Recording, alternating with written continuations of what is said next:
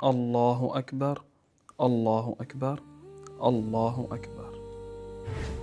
بھولے سے نماز میں مجھ سے ایک چیز چھوٹ گئی تو کیا میری نماز باطل ہو جائے گی؟ دیکھیں، یہاں نماز کے واجبات کو ہم دو حصوں میں ڈیوائیڈ کرتے ہیں۔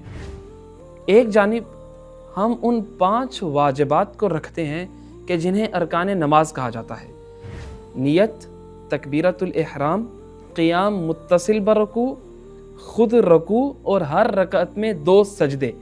یہ 5 ایسے واجبات ہیں، اگر آپ نماز میں انہیں جان بوجھ کر چھوڑتے ہیں یا بھولے سے یا غلطی سے ان میں سے کوئی ایک واجب بھی آپ سے چھوٹ جاتا ہے تو آپ کی نماز باطل ہو جائے گی۔ ان 5 واجبات کے علاوہ ہم دوسری جانب باقی سارے واجبات رکھتے ہیں جنہیں غیر رکنی واجبات کہا جاتا ہے، جو ان 5 سے ہٹ کر سارے ہیں، مثلا جیسے 2 سورتوں کا پڑھنا وغیرہ۔ یہ باقی واجبات غیر رکنی واجبات ایسے ہیں کہ اگر آپ انہیں جان بوجھ کر چھوڑتے ہیں تو آپ کی نماز باطل ہو جائے گی، لیکن اگر کوئی بندہ انہیں بھولے سے یا غلطی سے چھوڑ بیٹھتا ہے تو اس بندے کی نماز باطل نہیں ہوتی۔